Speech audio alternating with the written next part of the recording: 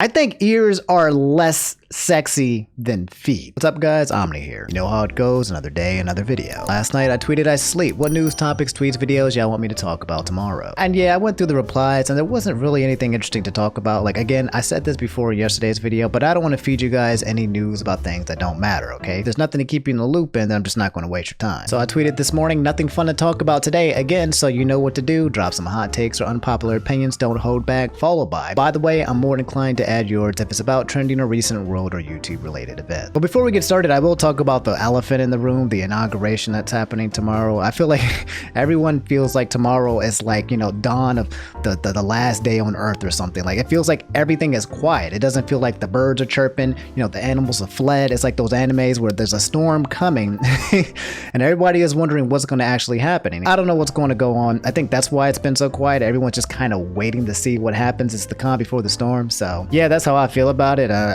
If anything happens tomorrow, I'll let y'all know. But until then, we'll just talk about everything else. So without further ado, let's get started. Mango Creates said, I think Omni talks about YouTube drama better than Keemstar. Let's get right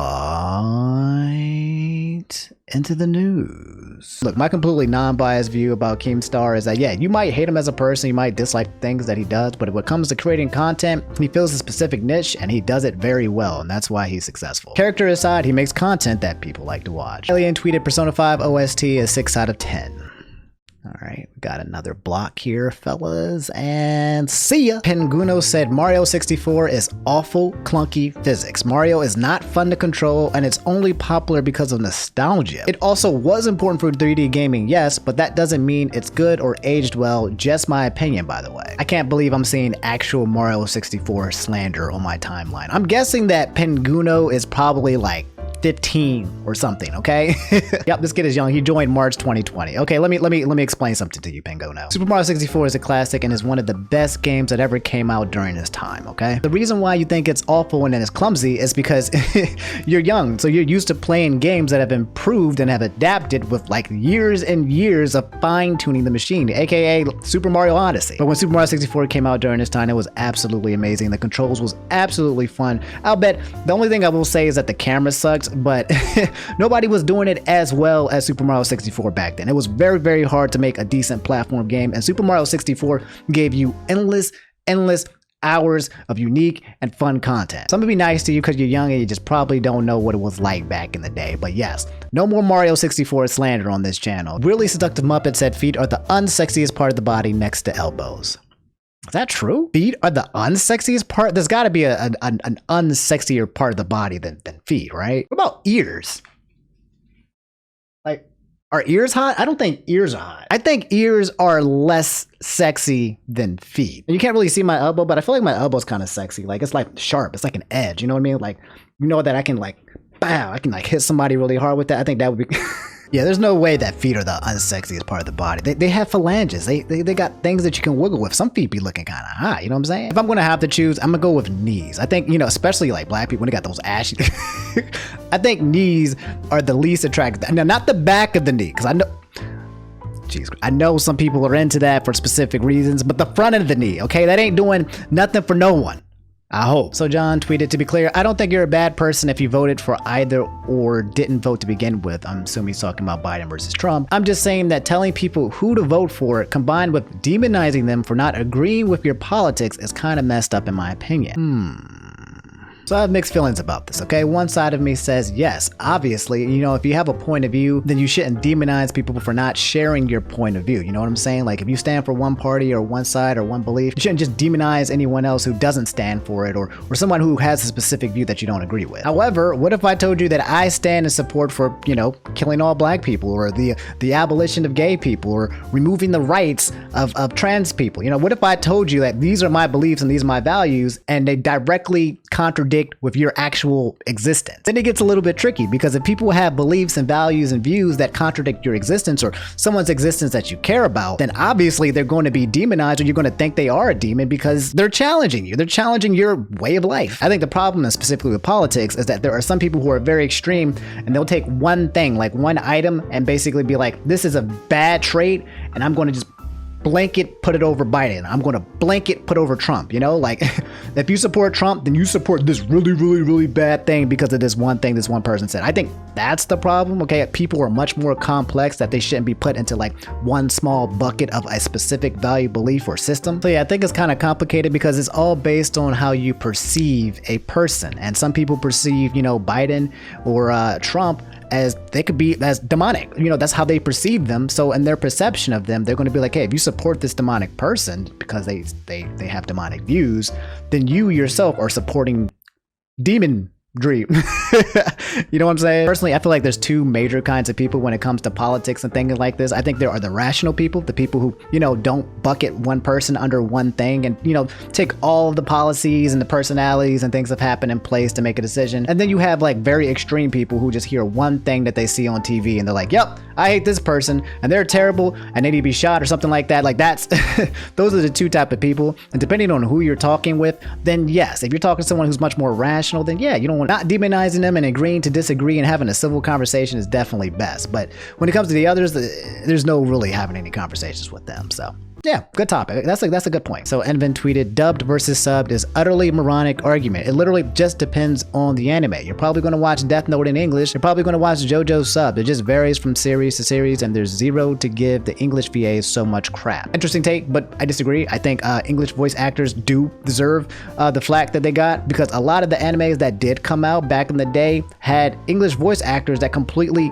ruined the anime. Like legit, the voice acting was terrible, and the translations of what was actually being said had nothing to do with what was originally being spoken. You can't deny that there are certain anime where the voice acting is just garbage. You can't deny that. I do agree it varies from series to series, but to say that you're going to watch Death Note in English, that's blasphemy. I literally can't imagine Light here saying anything outside of like Sakajo, when he's writing on the pencil, Sakajo. That's the only thing I can hear. This ties into another take where this guy said, hot take, dub anime is better. There, I said it. I don't want to read while watching TV. I'm lazy and can't multitask. Now this is a bad take. It's a terrible ass take. Just because you're too lazy to watch something doesn't mean that it's bad, okay? I'm too lazy to read a book. That doesn't mean books are bad, you know what I'm saying? I think my only issue, my only gripe with this whole argument is that people who refuse to watch subtitled anime, okay? Because in my opinion, if you can't even try to watch subtitled anime or watch subtitled shows like Parasite, one of the best movies of all time, I think it just means you're kind of uncultured. That's just how I feel about it, okay? If you're not even going to give shows a try, I don't know if you guys watch Dark for Netflix. There are so many good shows that aren't spoken in English, and if you're not watching it because it's not in your language, then I think you're uncultured swine. Gazelle tweeted, modern Pokemon games aren't bad. Y'all are just getting old and getting frustrated at a cat for not barking. All right. Okay. Here's my take. Okay, here's the Pokemon take. Here's the official ultimate Pokemon take, okay? If every Pokemon game that came out was like the first Pokemon game, it would be, you know, successful. By itself, standing alone, it would be a really good franchise and be like, wow, I like Pokemon, and it would be a good game. But the way I look at it is like most games, I feel like games are supposed to evolve. You know, like I can't think of many games that stay exactly the same. Like exactly the same for years and years and years without changing, without evolving, without adapting, without improving, except for Pokemon. Pokemon feels like it's the only genre where it's like, we'll just throw in more Pokemon and keep almost everything the same and give you like two little adjustments or something like that. Whereas I feel like other games they're reinventing the wheel, they're making it better, they're optimizing, they're improving. So that's my thing about Pokemon games. By itself, if it's your first Pokemon game, it's probably not garbage. But if you take into consideration, there have been 122 Pokemon games with at least 8 generations of Pokemon, bro. Like there's got to be some more evolution. That's a lot of games, bro, and it's just they can be doing better in my opinion. So my boy Slow Runner tweeted, in reference to the Fitz canceled video from earlier this week, I respectfully disagree with your take. The question of canceling aside, the issue is important to talk about so people understand why the word, which is the R word, can be hurtful and maybe change their minds on using it. So for those of you guys who didn't watch my Fitz video like 2 days ago, my whole take on the R word is that it doesn't matter because people are going to use it as long as they can get away with it. Me personally, I don't use the word because I do know that it hurts people, so I'm not even going to use it in a joking way because I'm not funny enough to make a joke where I can make people laugh while saying, you know, derogatory words. And the thing is, I agree with this. Like, I agree that it is important to talk about why people are hurt when they hear these words or these slurs that people are calling. I get it, but the problem is, here's the problem. Here's the underlying problem. The whole point of the R slur and people using these bad phrases and being edgy is that they don't care.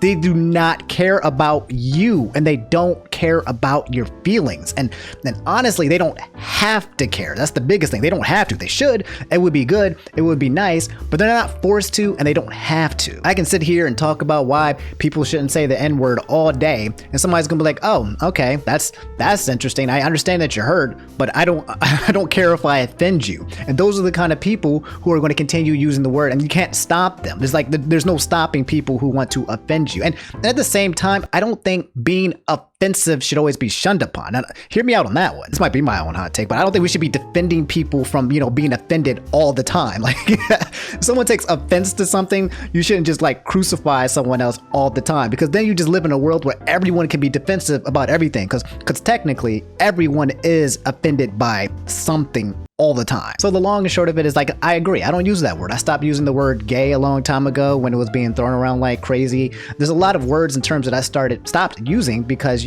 people were like, hey, this is bad, this is offensive.